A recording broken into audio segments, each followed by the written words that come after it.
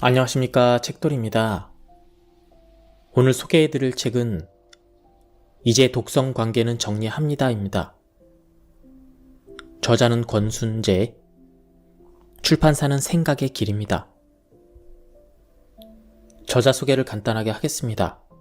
권순재, 정신건강의학과 전문의, 현 인천 세종병원 정신건강의학과장 및 치매 전문 인지재활센터장. 저서로는 약한 게 아니라 아팠던 것이다가 있다. 그럼 바로 본문을 보도록 하겠습니다. 회사원 P씨는 시댁 근처에 사는 30대 후반의 워킹맘이다. 그녀가 내 진료실에 찾아온 이유는 가슴의 답답함과 시도 때도 없이 화가 나는 감정 조절의 어려움 때문이었다. 그녀는 자신과 자신의 주변 환경에 관해 이야기하기 시작했다. P씨는 남편과 초등학생인 아들과 함께 살고 있었다. 비교적 젊은 나이의 직장 동료인 남편과 만나서 연애를 시작했고 아이가 생겨서 급히 결혼을 결정했다. 당시 P씨의 시댁은 큰 서점을 운영하는 부유한 집안이었다. 남편은 그 집안의 둘째 아들이었다. P씨의 결혼은 그 시작부터 순탄치가 않았다. 시댁에 처음으로 인사를 하던 날을 생각하면 아직도 손이 떨리고 눈물이 글썽거린다고 했다. 내가 아이만 아니었으면 이 결혼 절대 허락 안 했을 거다. 우리 집에 얼마나 많고 대단한 곳에서 선자리가 많이 들어오는지 아마 모를 거다. 우리 집안은 원래 너희 같은 집 사돈 맺을 만한 집이 아니다. 너희 동소되는 사람 집안 정도나 돼야지. 뭐 어쨌든 이제 와서 결혼을 안 시킬 수도 없고 내 아들 절대 기죽이지 말고 살거라.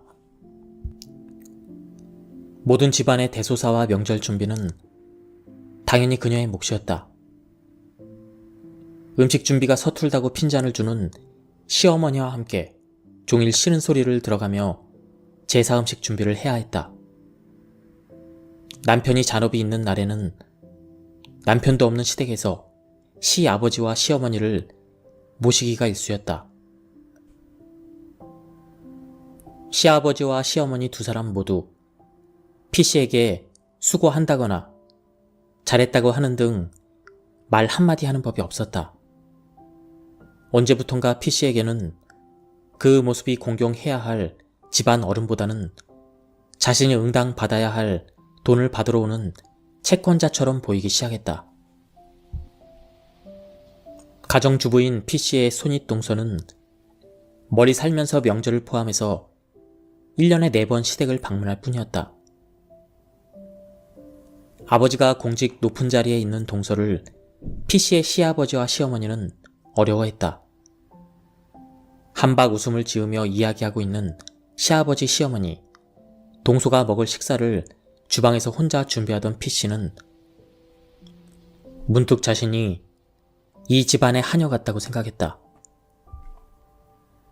그녀의 시어머니는 여전히 그녀를 냉랭하게 대하다가도 그녀가 필요한 일이 있으면 언제든지 그녀를 불러 일을 시켰다. 같이 있으면 눈치를 보고 안절부절 못하는 그녀와는 달리 그녀의 어머니는 그녀가 전혀 불편하지 않은 듯 했다. 시어머니는 P씨가 자신에게 할 도리만 다하면 P씨가 어떤 생각을 하는지, 어떤 기분인지 관심 자체가 없었다. 시어머니는 매번 자신이 응당받아야 할 대접을 받는 것처럼 생각했고 그녀가 마음이 없는 기계인 것처럼 생각하는 듯 했다. 시어머니와 반대로 P씨는 지속해서 시어머니의 눈치를 보며 어쩔 수 없이 시어머니의 요구를 충족시키지 못한 날에는 자신이 무언가 잘못한 것처럼 죄책감을 느꼈다. 몇 달 후에 시아버지가 암 판정을 받고 증세가 악화되어 요양병원으로 옮긴 후에는 그녀가 해야 할 일이 더 늘어났다. 요양병원에 입원해 계신 시아버지를 챙기는 것도 직장을 다니는 그녀의 몫이 되었다. 그리고 급기야 시어머니는 합가하고 싶다는 기색을 비치기 시작했다. 일주일에 한 번 보는 것만으로도 심한 스트레스를 받는 그녀로서는 절대로 받아들이기 어려운 일이었다. 기가 막히게도 남편은 반대하기는커녕 망설이고 있었다. 반면에 아주버님과 손윗동서는 합가를 적극적으로 권하고 있었다. 그녀가 싫은 내색을 비추자 그들은 P씨를 정도 없고 이기적인 사람으로 몰아갔다. 그녀의 말대로 시어머니에게는 P씨가 자신의 권위에 복종하느냐 아니냐만이 중요했다. 그것은 시어머니가 집안일을 하지 못할 만큼 몸이 약해서도 시어머니에게 돈이 없어서도 아니었다. P씨의 시어머니는 건강했고 돈도 많았다. 그녀가 P씨에게 그럴 필요는 전혀 없었다. 하지만 오랫동안 혹독한 시집살이에 시달리고 그러면서도 세상이 변화한다는 것을 인정하지 못했던 P씨의 시어머니에게는 자신의 인생이 헛되지 않았음을 증명해주는 상황이 필요했다. 그리고 시어머니에게 있어서 그것은 옛날에 자신을 괴롭히던 본인의 시어머니와 자신이 같은 대접을 받는 것이었다. P씨의 시어머니에게 있어서 P씨가 복종하는지의 여부는 자신의 지난 세월에 같이 있었음을 증명하는 중요한 문제였다. 그녀는 명백하게 부당한 대우를 강요당하면서도 스스로가 부당한 대우를 당하고 있다는 것을 확신하지 못했다.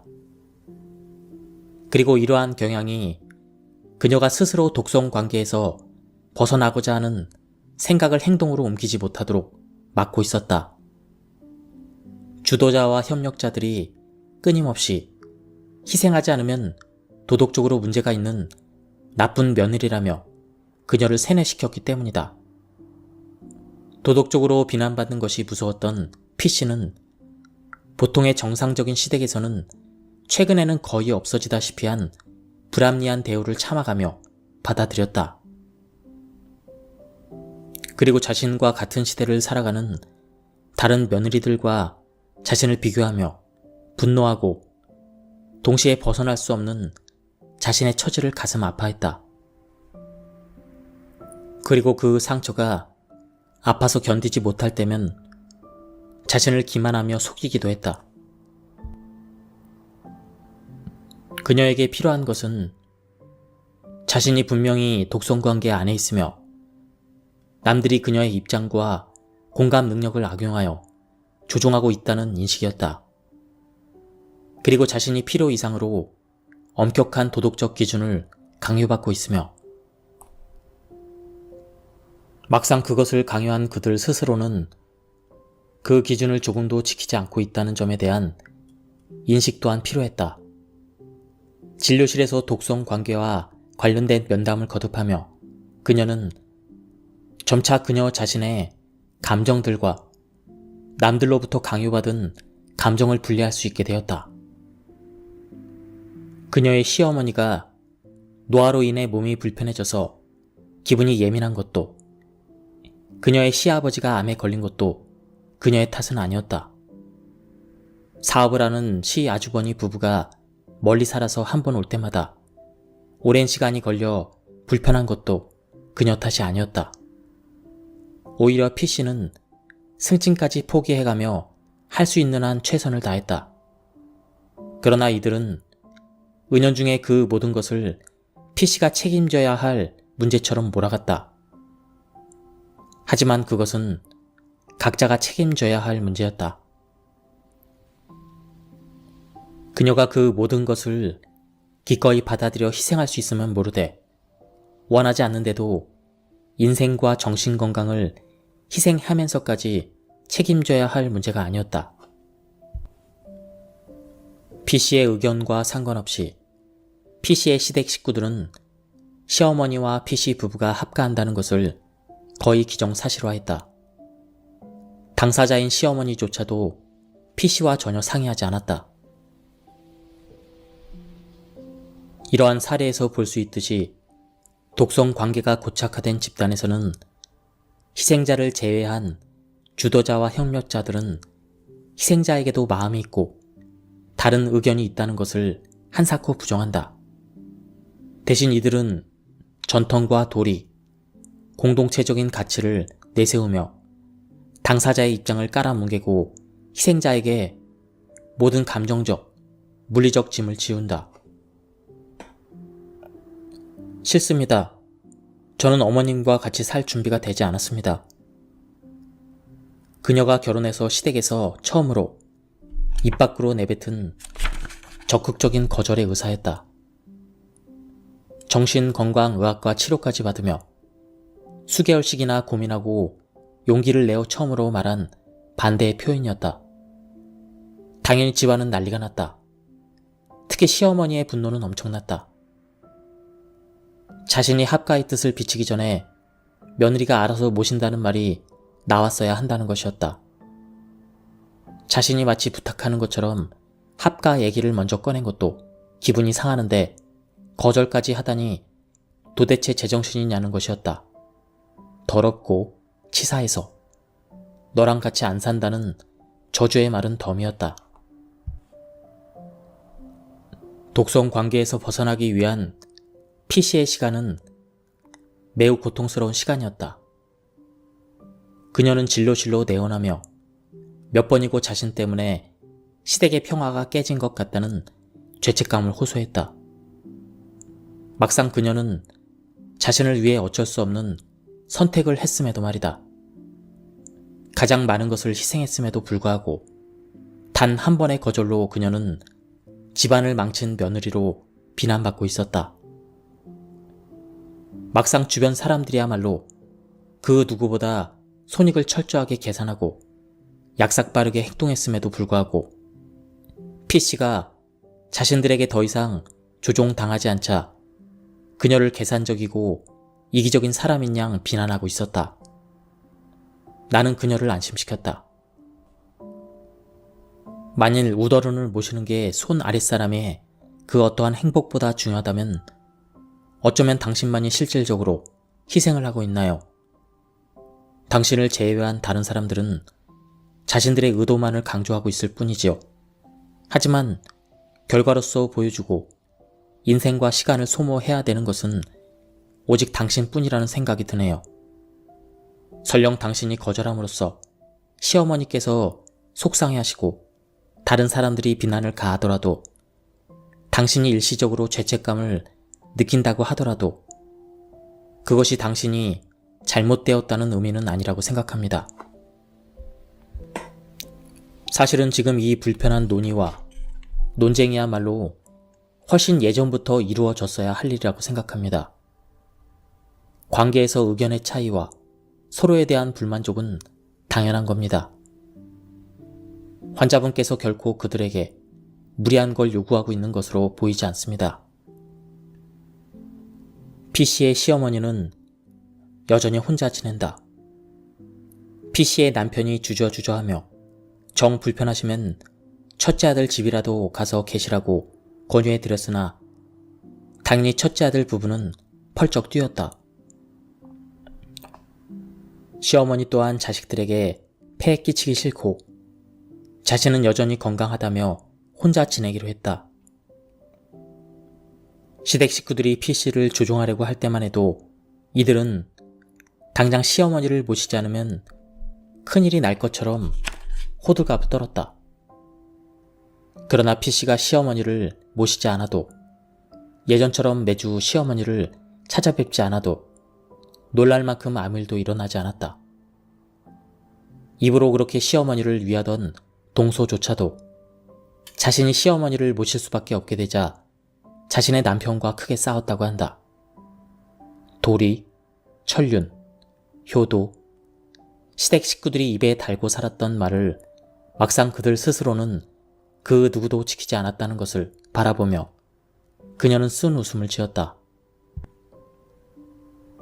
시댁 식구들은 예전만큼 그녀를 함부로 대하거나 그녀의 희생을 당연하게 여기지 못하게 되었다.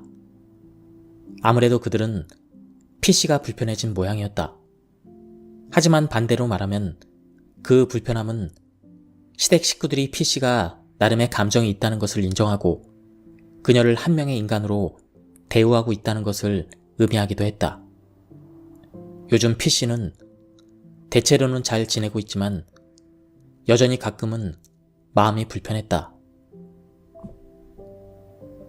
예전만큼은 아니지만 여전히 자신만 희생하면 모두가 그럭저럭 잘 지낼 수 있는 일을 크게 만든 것은 아닐지, 자신이 너무 이기적이고 못된 며느리가 아닐지 걱정하기도 했다. 나는 여전히 흔들리는 그녀에게 말해주었다. 당신은 타인을 만족시키기 위해서 사는 것이 아니고 타인도 당신을 만족시키기 위해서 사는 것이 아닙니다. 인간 모두에게는 각자의 고유한 가치와 인생이 있고 그렇기 때문에 모두를 만족시키는 것은 불가능합니다. 우리는 모두 누군가에게는 나쁜 사람이 될 수밖에 없습니다. 바라건대 먼저 나 자신과 사랑하는 사람들에게 좋은 사람이 되세요. 그러고도 마음에 여유가 있다면 그때야 비로소 그 외의 사람들에게 좋은 사람이 되는 겁니다. 책에 나온 사례의 주인공들에게 나는 생각과 감정의 전환을 통해서 행동을 바꾸는 방법을 사용하지 않았다. 분노는 진료실 안에서 조절하는 방법을 배운다고 해서 결코 조절되는 것이 아니며 사람이 살아있는 한 결코 사라지는 것도 아니기 때문이다. 대신에 나는 이들 환경의 독성 요소를 분석하여 이들을 그 환경에서 벗어나게 하고 그 환경이 이들에게 미친 영향을 최소화하는 데 주력했다. 그리고 적절한 범위 내에서 분노를 최대한 친화사회적인 방법으로 표현하도록 했다. 결과적으로 독성 관계라는 환경에서 벗어나자 이들의 행동은 자연히 변화됐고 이들의 내면 세계도 이에 따라 회복되었다. 그리고 이 과정에서 분노의 적절한 표현은 문제를 해결하는 데 있어서 핵심적인 역할을 했다. 분노는 주변의 모든 것을 재로 만들 만큼 격렬해서도 자신의 마음속에 숨어서 끝내는 스스로를 거대한 용암으로 만들어버릴 정도로 은밀해서도 안 된다. 분노는 그 일부는 마음속에 간직되어 스스로 마음의 변화를 이끌어내고 일부는 외부로 흘려내어 다른 사람이 함부로 당신의 마음을 조종하지 못하도록 거리를 두게 만들어야 한다. 그러나 그동안 분노를 제대로 표현해보지 못한 사람들은 분노를 표현하는 것을 두려워한다. 그것은 다음의 두 가지 이유에 기인한다. 첫 번째로 이들은 언제 어느 정도로 분노를 표현해야 되는지 모른다. 인간은 사회적 동물이다. 축구 경기를 하는 중에 축구공 대신에 다른 선수를 발로 차는 선수가 경기에서 퇴출당하듯이 사회 공통의 룰에서 심하게 벗어난 자는 추방된다. 집단 생활을 하는 인간의 특성상 추방된 이에게 남아있는 것은 끔찍한 죽음 또는 그보다 더 못한 상황이다. 그래서 우리는 분노를 표현하는 데 있어서 주저하게 된다. 그렇다면 언제 어느 정도로 분노를 표현하는 것이 사회적으로 적절하게 분노하는 것인가? 분노를 어떻게 표현할지를 배우는 것은 마치 수영을 할 때 다리를 얼마만큼 움직일지를 배우는 것처럼 애매하고 말로 설명하기도 어렵다. 그러나 앞서 나는 분노를 표현해야 하는 절대적인 시기에 대해서 말한 적이 있다. 즉, 지금 당장이다.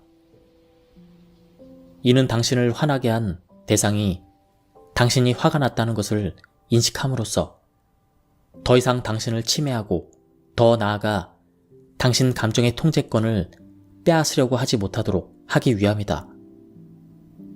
동시에 당신은 스스로를 방어하기 위해 자신의 분노를 사용함으로써 통제력을 가지게 되고 아무것도 하지 않을 경우 먼 미래에 다가올 수치심과 무력감을 예방할 수 있게 된다. 분노를 표현할 시기가 정해졌다면 남은 것은 분노의 수위를 조절하는 것이다. 그리고 자신의 감정을 표현하면서도 사회에서 추방되지 않는 분노의 수위는 분노를 느끼고 표현한 그 경험 자체를 통해서 배울 수가 있다. 처음에는 가급적이면 낮은 수위에서 시작하는 것이 좋다.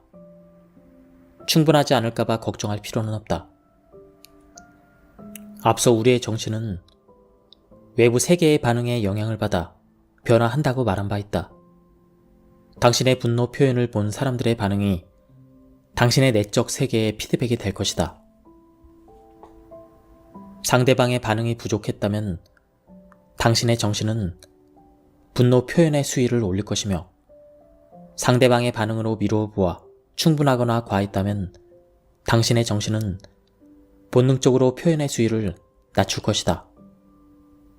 당신의 정신은 그 상태에서 가장 최적의 움직임을 도출하도록 이미 설계되어 있다. 두 번째 이유는 독성관계 상태에서 어떠한 이들은 자신의 감정 그 자체에 대해서 두려움을 가지게 된다는 점이다. 자신의 분노가 과잉되게 표현되어 타인에게 상처를 주거나 관계 자체가 끊어질까봐 두려워하게 된다. 이들은 자신에게 올라오는 감정, 그 자체를 불편하게 한다. 독성 관계를 통해 이들은 자신이 주도자의 의도와는 다른 감정을 가지게 된다는 것에 불편함과 죄책감을 느끼도록 조련되었기 때문이다. 그럼으로써 희생자는 분노를 표현하는 데 있어서 두려움을 느끼게 된다. 한 가지 알아두어야 할 것이 있다.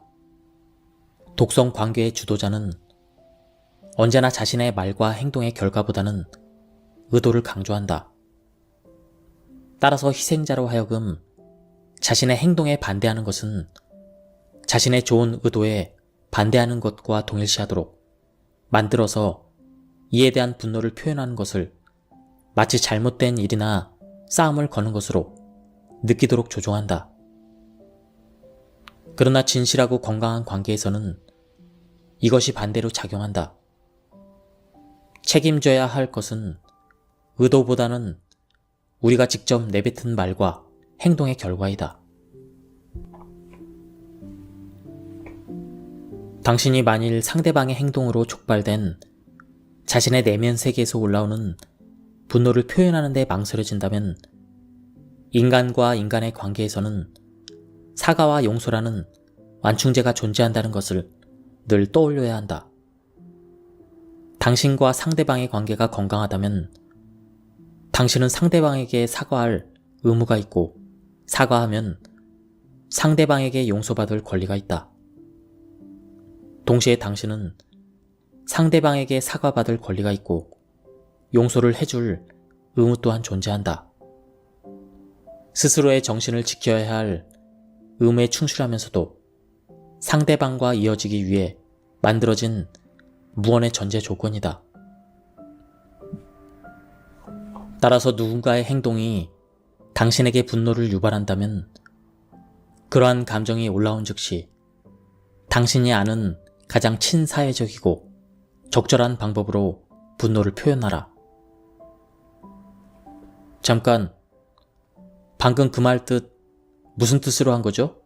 라든지 나에게 한 그 행동 다른 사람 앞에서도 할 수 있나요?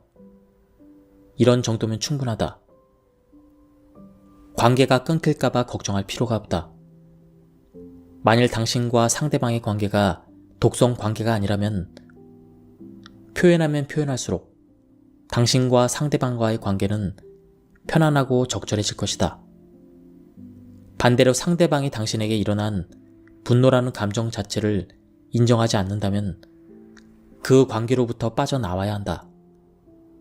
그 관계는 독성 관계가 될 가능성이 크기 때문이다. 분노를 표현하라. 가급적이면 일찍. 당신 분노의 한가운데로 들어가 그 온도를 조절하는 방법을 익혀야 한다. 이것은 경험이 아니고서는 결코 배울 수가 없다. 물속에 들어가지 않으면 당신은 결코 수영을 배울 수 없듯 분노도 마찬가지다. 그리고 분노의 표현이 적절하지 않았다고 느꼈다면 주저없이 사과하라. 부당한 일에 분노하는 것은 당신이 사회 부적응자여서도 아니고 특이해서도 아니다.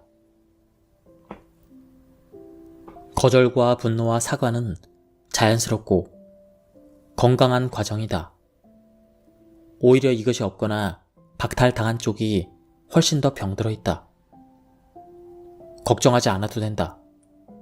당신이 화를 내도 사과해도 당신의 세상은 끝장나지 않는다. 당신이 마주치는 모든 인간관계는 모두 당신에게 무언가를 느끼게 하고 행동하게 할 것이다. 누군가가 당신에게 아무 타산 없이 잘해준다면 그것은 당신에게 감사라는 소중한 경험과 함께 당신 내부에 미처 모르는 어떤 가치나 장점이 있을 가능성을 확인시켜 줄 것이다. 이러한 경험은 당신이 앞으로 계속 마주치게 될 미지의 관계에 대한 불안을 줄여주고 자신에 대한 안심과 자부심을 느끼게 해줄 것이다. 누군가가 당신을 이유 없이 멀리한다는 것을 깨닫는 경험을 통해 당신은 세상이 당신뿐 아니라 다른 사람에게도 아픈 상처를 남겼음을 느낄 수 있다. 이러한 경험을 통해 당신은 타인들이 마치 당신을 잘 안다는 듯이 함부로 하는 평가의 상당 부분이 사실은 그들 자신의 문제라는 것을 알게 될 것이다. 당신에게 호의를 베푸는 사람 혹은 최소한 악의는 없는 사람과 지내는 안정되고 평범한 시간을 통해 당신은 너무 애쓰지 않고 그대로 편안하게 있어도 괜찮다는 사실을 몸에 새길 것이다. 그들 중 누군가가 진정으로 신뢰하고 사랑하는 관계가 되지 않더라도 이러한 경험들은 세상에 대한 신뢰를 회복하게 만든다. 세상에 대한 신뢰를 회복하는 것만으로 인간은 제때 마음 놓고 쉴 수 있게 되며 진정으로 능력을 발휘해야 될 때 최상의 컨디션으로 임할 수 있게 된다. 그리고 이것이 충족되어야만 당신은 충분히 신뢰하고 사랑하는 사람을 만날 기회를 가질 수 있게 된다. 만일 당신이 독성 관계의 한가운데 있다면 모든 사람은 평등하고 남의 자유를 침해하지 않는 한 자신의 행복을 추구할 권리가 있다고 하는데 그러한 보편적인 규칙이 어째서 나에게만은 적용이 되지 않는지 의문을 가져본 적이 있을 것이다. 단지 연장자라는 이유만으로, 선임이라는 이유로 너무나 쉽게 함부로 당신의 인성이나 정신에 대해 비난하는 것에 대해서 의구심을 가져보기도 했을 것이다. 다른 사람이라면 절대 겪지 않았을 형태의 폭력이나 폭언이 당신의 가정이나 당신이 다니는 학교에서만 일어난다는 것에 대해서 부당함을 느껴본 적도 있을 것이다. 이것은 모두 정상적인 분노, 정상적인 의문, 정상적인 느낌이다. 그러나 오래 지속되어 온 독성관계가 주도자와 희생자의 정상적인 감각을 마비시킨 것이다. 만약 주변에 있는 사람들이 갑자기 이러한 관계에 처한다면 어떠한 반응을 보일지를 상상해보자. 과연 이러한 관계에 대해서 바로 이해하고 당연한 것으로 받아들일지 말이다. 아니면 주도자들이 당신에게 늘 하는 말이나 행동을 그들에게 했을 때 어떻게 반응하는지 시험해 보는 것도 좋다. 폐쇄된 독성 관계 하에서는 고통받는 희생자가 이를 극복하기 위해 거쳐야 할 이러한 과정을 보편화라고 한다. 자신과 같은 상황이 남들에게 일어났다면 남들은 어떻게 행동할지 상상해 보는 것이다. 또는 남들이 자신과 같은 일을 겪었다면 나는 그들에게 뭐라고 조언해 줄지 생각해 보는 것이다. 보편화는 자기 의심이라는 벽으로 둘러싸인 당신에게 벽 바깥을 볼 수 있게 해주는 디딤돌이 되어준다. 만일 다른 사람에게는 일어나지 않았을 일이 당신에게 일어났다면 당신의 주변 환경이 이상한 것이다. 다른 사람들이 일생에 한 번도 듣지 못할 폭언을 매일 듣는다면 그것은 당신이 잘못한 것이 아니라 그 말을 하는 사람이 잘못된 것이다. 독성관계 하에서 분노가 쌓이는 것은 당연한 일이며 독성관계가 계속되는 한 그 분노는 점차 비대해져 언젠가는 당신의 통제를 뚫고 나올 것이다. 문제가 되는 것은 분노의 크기와 방향이다.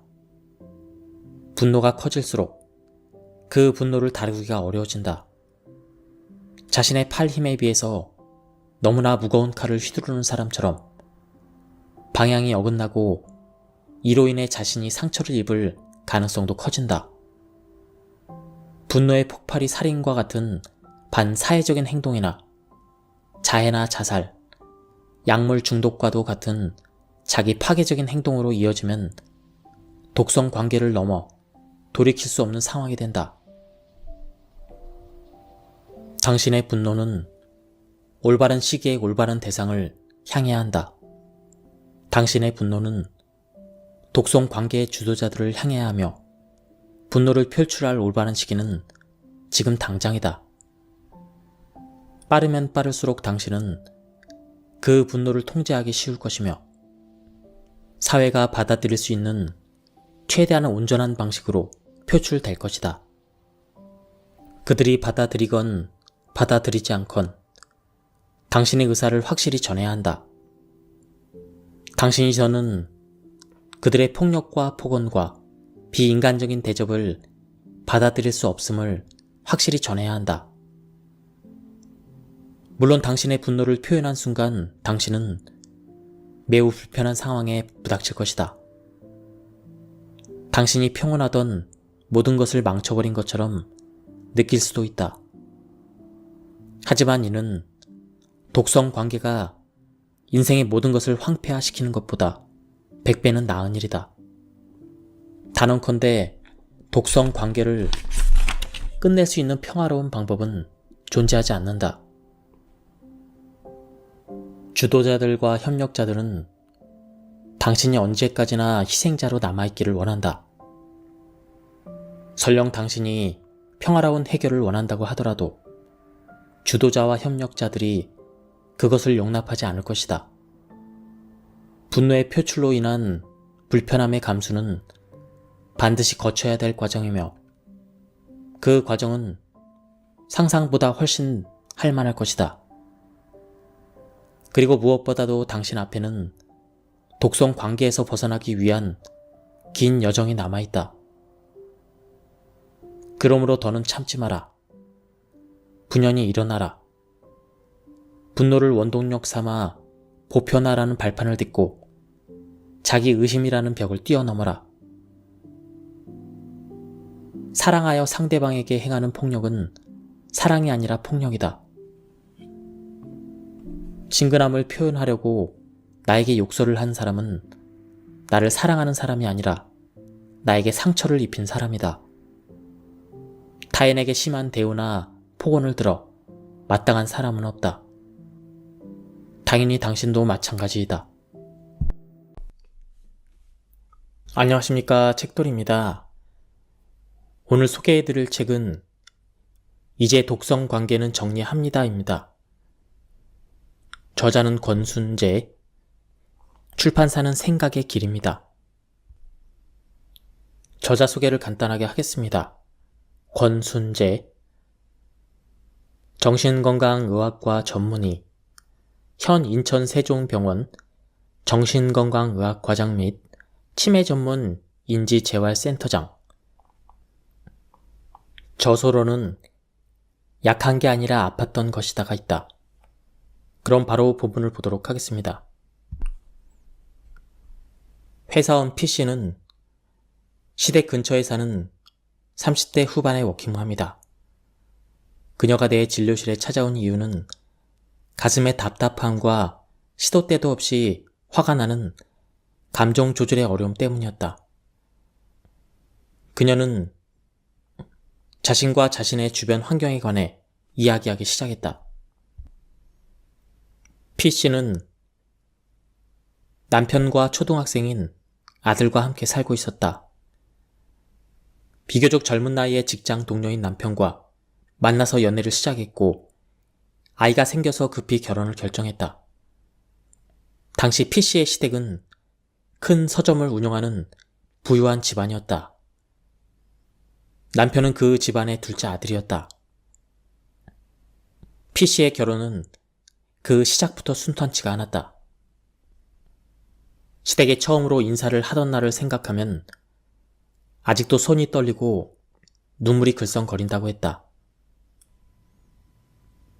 내가 아이만 아니었으면 이 결혼 절대 허락 안 했을 거다. 우리 집에 얼마나 많고 대단한 곳에서 선자리가 많이 들어오는지 아마 모를 거다. 우리 집안은 원래 너희 같은 집 사돈 맺을 만한 집이 아니다. 너희 동소되는 사람 집안 정도나 돼야지. 뭐 어쨌든 이제 와서 결혼을 안 시킬 수도 없고 내 아들 절대 기죽이지 말고 살거라. 모든 집안의 대소사와 명절 준비는 당연히 그녀의 몫이었다. 음식 준비가 서툴다고 핀잔을 주는 시어머니와 함께 종일 싫은 소리를 들어가며 제사 음식 준비를 해야 했다. 남편이 잔업이 있는 날에는 남편도 없는 시댁에서 시아버지와 시어머니를 모시기가 일쑤였다. 시아버지와 시어머니 두 사람 모두 P씨에게 수고한다거나 잘했다고 하는 등 말 한마디 하는 법이 없었다. 언제부턴가 P씨에게는 그 모습이 공경해야 할 집안 어른보다는 자신이 응당받아야 할 돈을 받으러 오는 채권자처럼 보이기 시작했다. 가정주부인 P씨의 손윗동서는 멀리 살면서 명절을 포함해서 1년에 4번 시댁을 방문할 뿐이었다.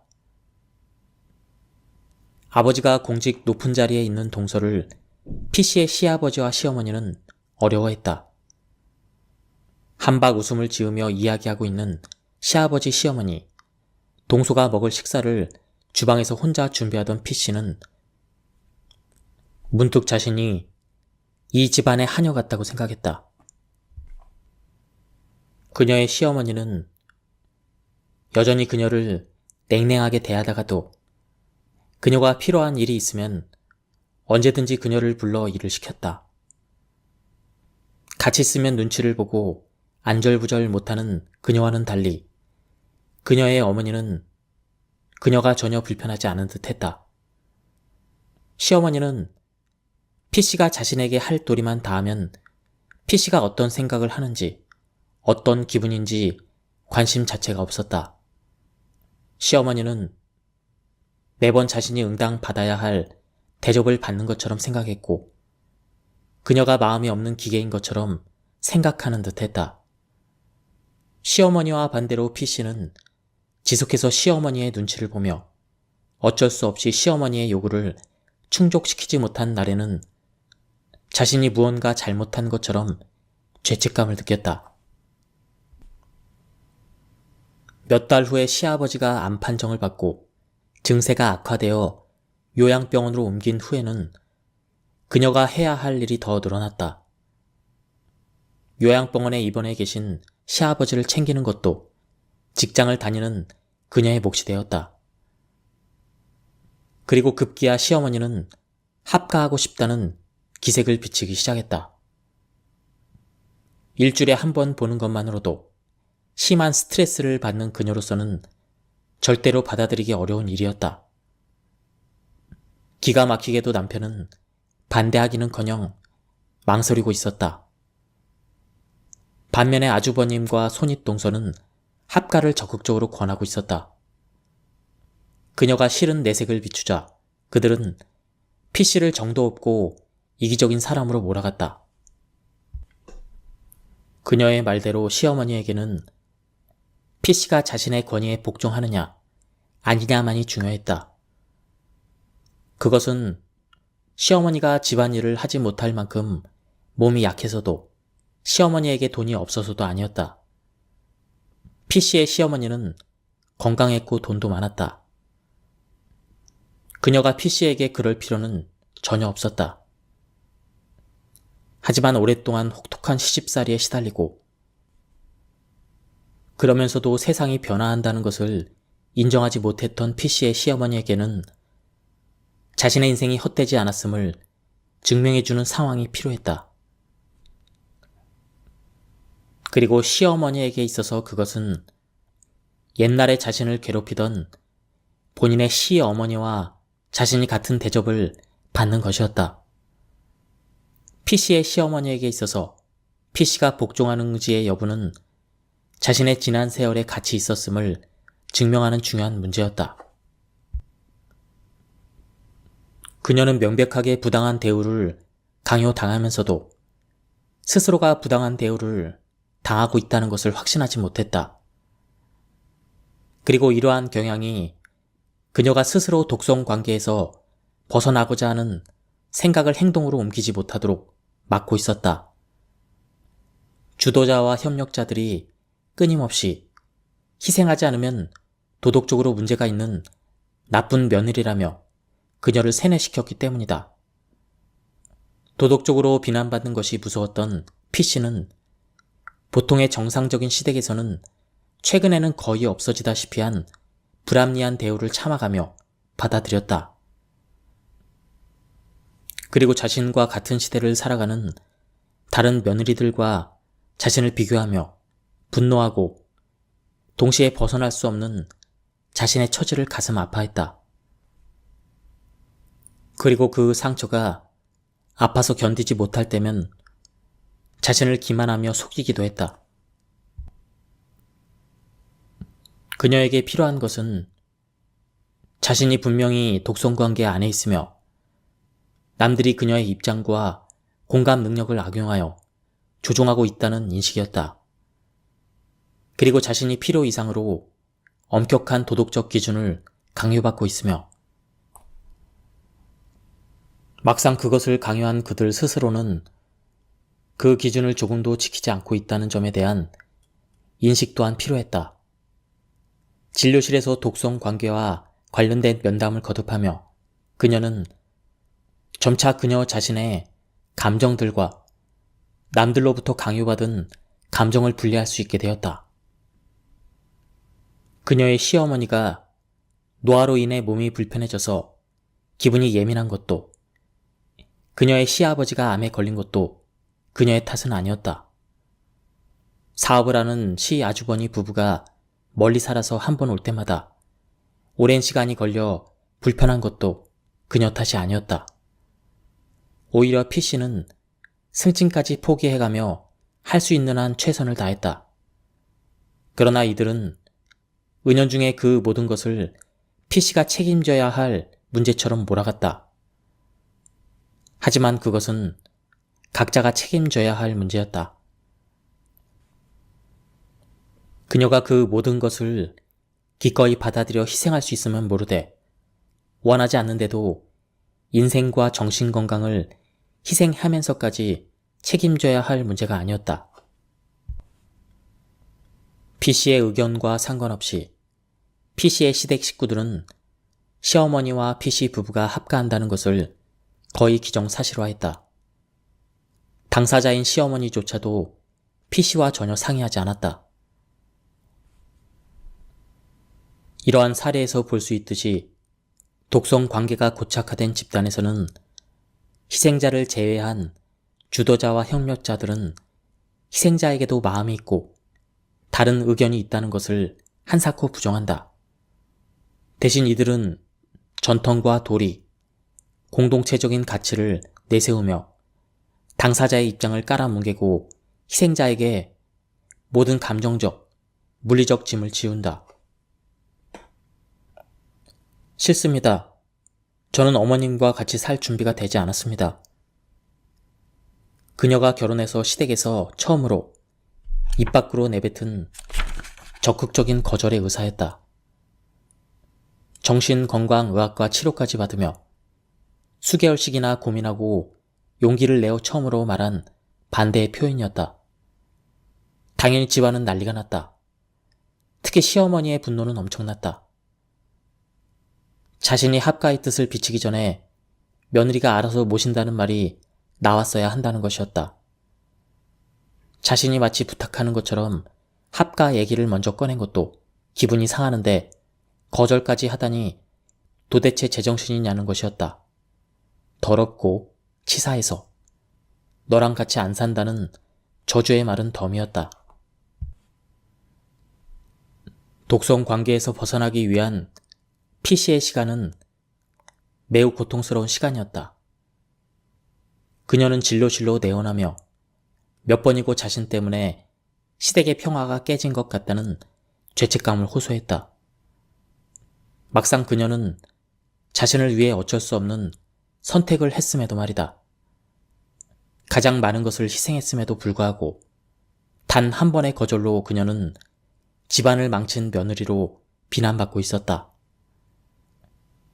막상 주변 사람들이야말로 그 누구보다 손익을 철저하게 계산하고 약삭빠르게 행동했음에도 불구하고 P씨가 자신들에게 더 이상 조종당하지 않자 그녀를 계산적이고 이기적인 사람인 양 비난하고 있었다.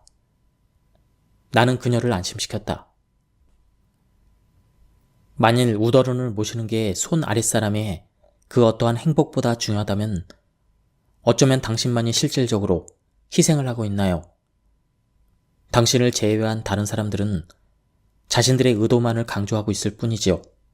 하지만 결과로서 보여주고 인생과 시간을 소모해야 되는 것은 오직 당신뿐이라는 생각이 드네요. 설령 당신이 거절함으로써 시어머니께서 속상해하시고 다른 사람들이 비난을 가하더라도 당신이 일시적으로 죄책감을 느낀다고 하더라도 그것이 당신이 잘못되었다는 의미는 아니라고 생각합니다. 사실은 지금 이 불편한 논의와 논쟁이야말로 훨씬 예전부터 이루어졌어야 할 일이라고 생각합니다. 관계에서 의견의 차이와 서로에 대한 불만족은 당연한 겁니다. 환자분께서 결코 그들에게 무리한 걸 요구하고 있는 것으로 보이지 않습니다. P씨의 시어머니는 여전히 혼자 지낸다. P씨의 남편이 주저주저하며 정 불편하시면 첫째 아들 집이라도 가서 계시라고 권유해드렸으나 당연히 첫째 아들 부부는 펄쩍 뛰었다. 시어머니 또한 자식들에게 폐해 끼치기 싫고 자신은 여전히 건강하다며 혼자 지내기로 했다. 시댁 식구들이 P씨를 조종하려고 할 때만 해도 이들은 당장 시어머니를 모시지 않으면 큰일이 날 것처럼 호들갑을 떨었다. 그러나 P씨가 시어머니를 모시지 않아도 예전처럼 매주 시어머니를 찾아뵙지 않아도 놀랄 만큼 아무 일도 일어나지 않았다. 입으로 그렇게 시어머니를 위하던 동서조차도 자신이 시어머니를 모실 수밖에 없게 되자 자신의 남편과 크게 싸웠다고 한다. 도리, 천륜, 효도, 시댁 식구들이 입에 달고 살았던 말을 막상 그들 스스로는 그 누구도 지키지 않았다는 것을 바라보며 그녀는 쓴 웃음을 지었다. 시댁 식구들은 예전만큼 그녀를 함부로 대하거나 그녀의 희생을 당연하게 여기지 못하게 되었다. 아무래도 그들은 피씨가 불편해진 모양이었다. 하지만 반대로 말하면 그 불편함은 시댁 식구들이 피씨가 나름의 감정이 있다는 것을 인정하고 그녀를 한 명의 인간으로 대우하고 있다는 것을 의미하기도 했다. 요즘 피씨는 대체로는 잘 지내고 있지만 여전히 가끔은 마음이 불편했다. 예전만큼은 아니지만 여전히 자신만 희생하면 모두가 그럭저럭 잘 지낼 수 있는 일을 크게 만든 것은 아닐지, 자신이 너무 이기적이고 못된 며느리가 아닐지 걱정하기도 했다. 나는 여전히 흔들리는 그녀에게 말해주었다. 당신은 타인을 만족시키기 위해서 사는 것이 아니고 타인도 당신을 만족시키기 위해서 사는 것이 아닙니다.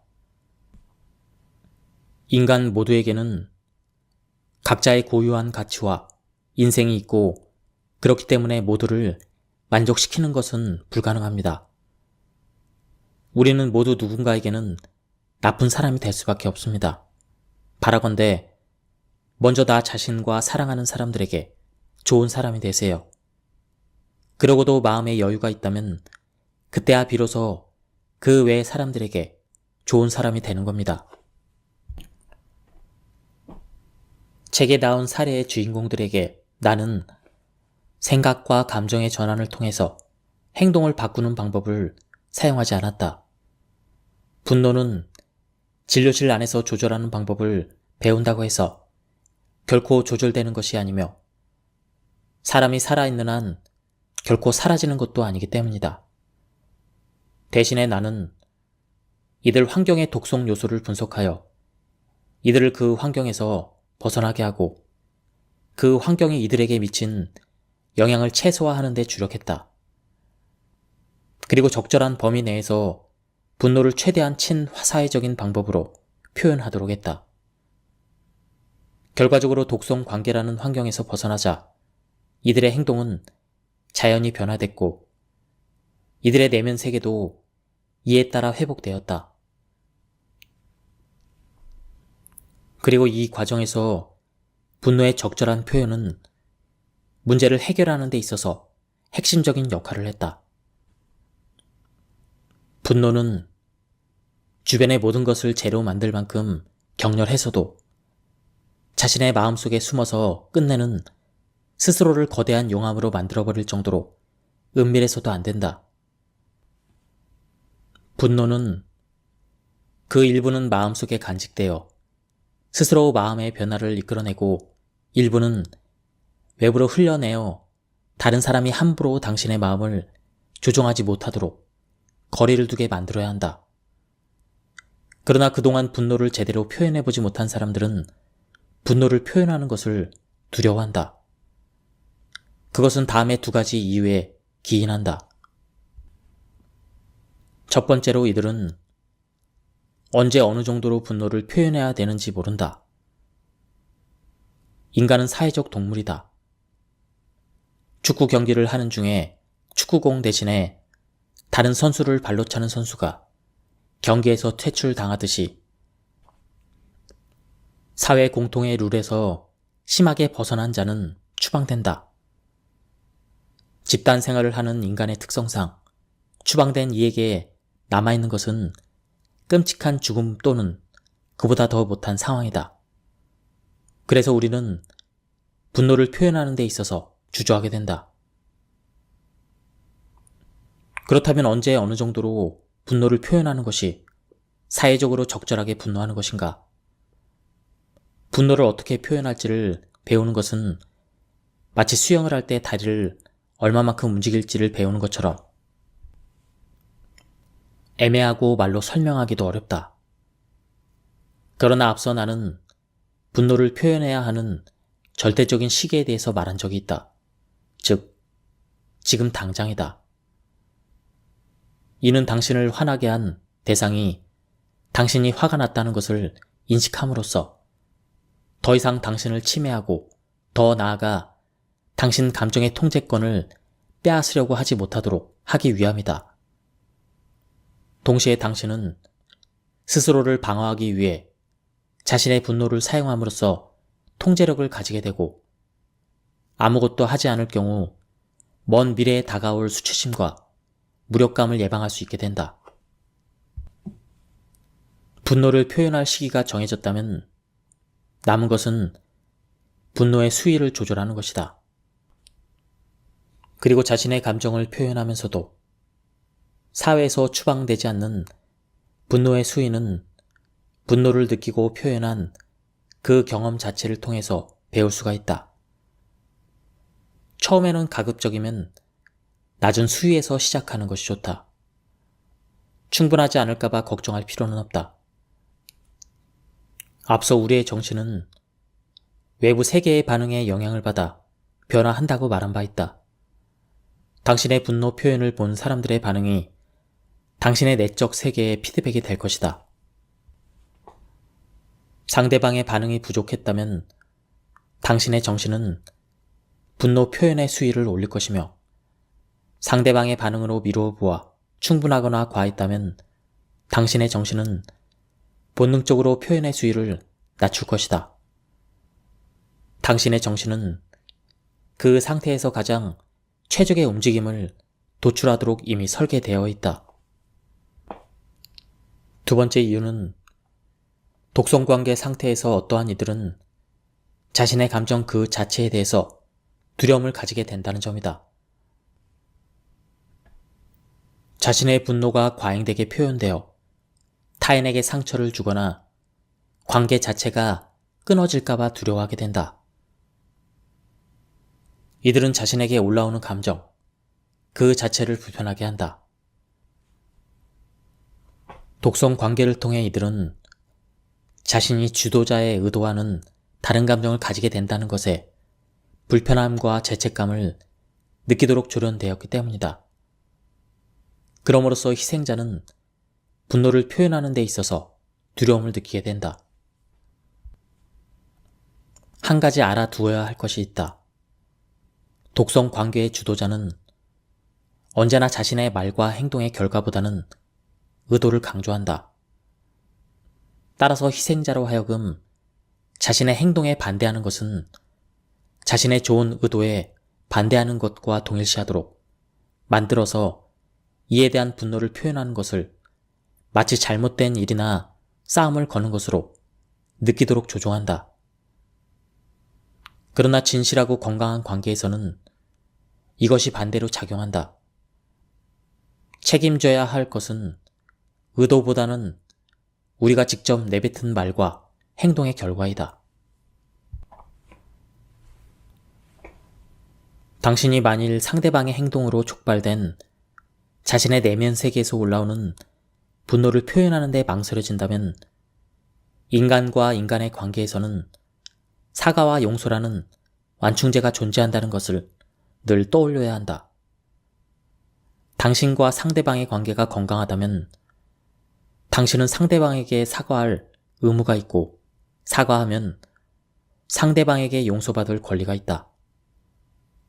동시에 당신은 상대방에게 사과받을 권리가 있고 용서를 해줄 의무 또한 존재한다.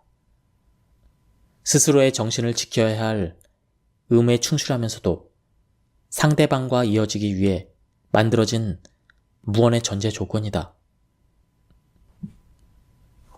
따라서 누군가의 행동이 당신에게 분노를 유발한다면 그러한 감정이 올라온 즉시 당신이 아는 가장 친사회적이고 적절한 방법으로 분노를 표현하라. 잠깐, 방금 그 말 뜻 무슨 뜻으로 한 거죠? 라든지 나에게 한 그 행동 다른 사람 앞에서도 할 수 있나요? 이런 정도면 충분하다. 관계가 끊길까봐 걱정할 필요가 없다. 만일 당신과 상대방의 관계가 독성 관계가 아니라면 표현하면 표현할수록 당신과 상대방과의 관계는 편안하고 적절해질 것이다. 반대로 상대방이 당신에게 일어난 분노라는 감정 자체를 인정하지 않는다면 그 관계로부터 빠져나와야 한다. 그 관계는 독성 관계가 될 가능성이 크기 때문이다. 분노를 표현하라. 가급적이면 일찍. 당신 분노의 한가운데로 들어가 그 온도를 조절하는 방법을 익혀야 한다. 이것은 경험이 아니고서는 결코 배울 수가 없다. 물속에 들어가지 않으면 당신은 결코 수영을 배울 수 없듯 분노도 마찬가지다. 그리고 분노의 표현이 적절하지 않았다고 느꼈다면 주저없이 사과하라. 부당한 일에 분노하는 것은 당신이 사회 부적응자여서도 아니고 특이해서도 아니다. 거절과 분노와 사과는 자연스럽고 건강한 과정이다. 오히려 이것이 없거나 박탈당한 쪽이 훨씬 더 병들어 있다. 걱정하지 않아도 된다. 당신이 화를 내도 사과해도 당신의 세상은 끝장나지 않는다. 당신이 마주치는 모든 인간관계는 모두 당신에게 무언가를 느끼게 하고 행동하게 할 것이다. 누군가가 당신에게 아무 타산 없이 잘해준다면 그것은 당신에게 감사라는 소중한 경험과 함께 당신 내부에 미처 모르는 어떤 가치나 장점이 있을 가능성을 확인시켜 줄 것이다. 이러한 경험은 당신이 앞으로 계속 마주치게 될 미지의 관계에 대한 불안을 줄여주고 자신에 대한 안심과 자부심을 느끼게 해줄 것이다.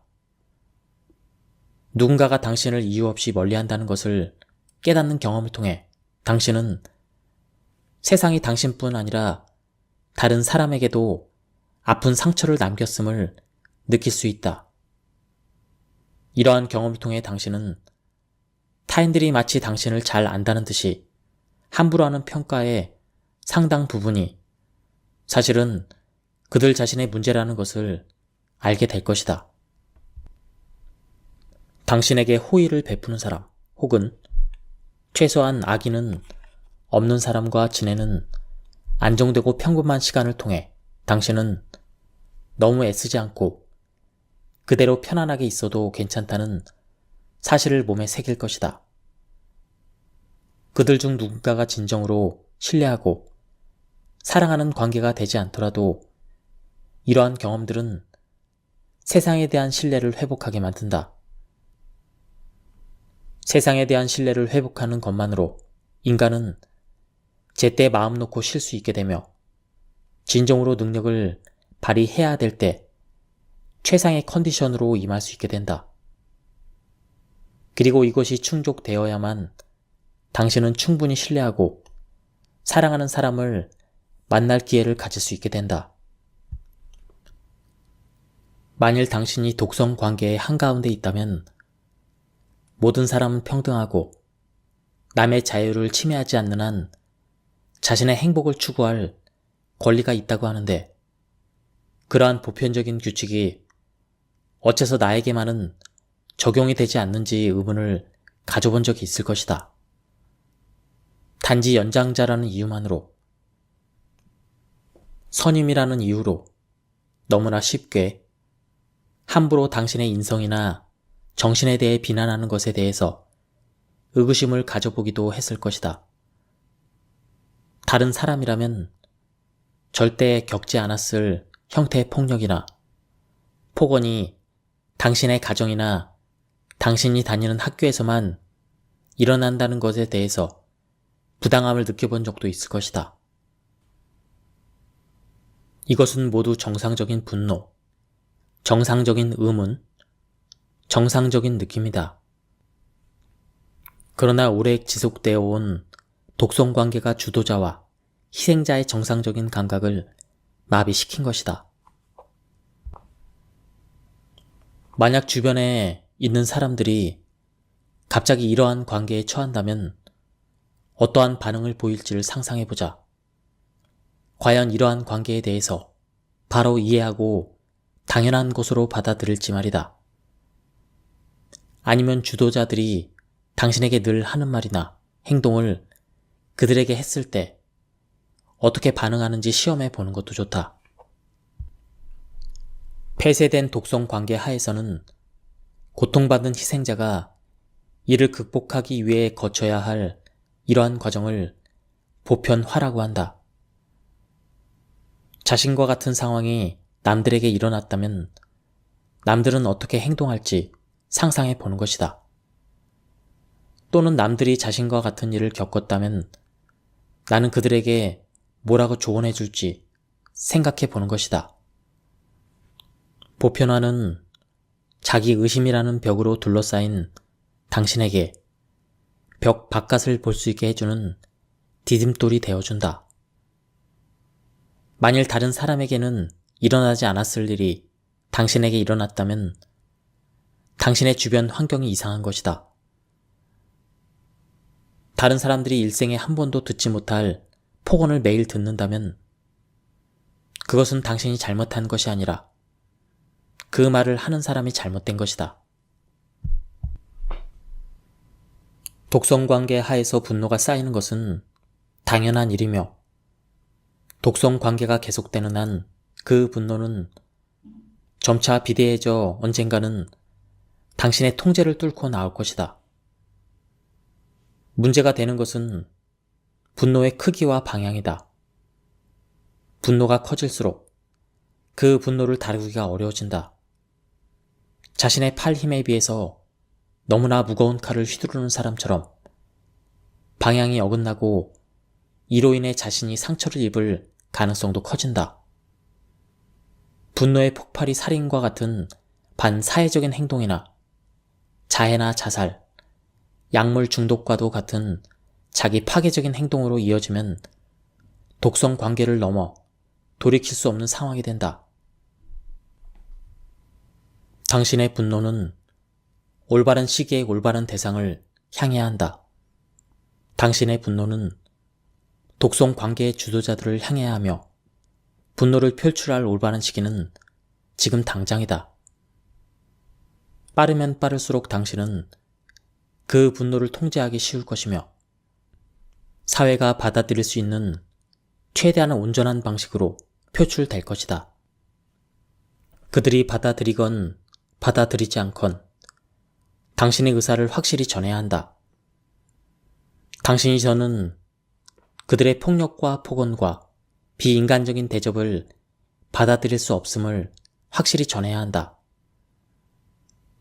물론 당신의 분노를 표현한 순간 당신은 매우 불편한 상황에 부닥칠 것이다. 당신이 평온하던 모든 것을 망쳐버린 것처럼 느낄 수도 있다. 하지만 이는 독성 관계가 인생의 모든 것을 황폐화시키는 것보다 100배는 나은 일이다. 단언컨대 독성 관계를 끝낼 수 있는 평화로운 방법은 존재하지 않는다. 주도자들과 협력자들은 당신이 언제까지나 희생자로 남아있기를 원한다. 설령 당신이 평화로운 해결을 원한다고 하더라도 주도자와 협력자들이 그것을 용납하지 않을 것이다. 분노의 표출로 인한 불편함의 감수는 반드시 거쳐야 될 과정이며 그 과정은 상상보다 훨씬 할 만할 것이다. 그리고 무엇보다도 당신 앞에는 독성 관계에서 벗어나기 위한 긴 여정이 남아있다. 그러므로 더는 참지 마라. 분연히 일어나라. 분노를 원동력 삼아 보편화라는 발판을 딛고 자기 의심이라는 벽을 뛰어넘어라. 사랑하여 상대방에게 행하는 폭력은 사랑이 아니라 폭력이다. 친근함을 표현하려고 나에게 욕설을 한 사람은 나를 사랑하는 사람이 아니라 나에게 상처를 입힌 사람이다. 타인에게 심한 대우나 폭언을 들어 마땅한 사람은 없다. 당연히 당신도 마찬가지이다.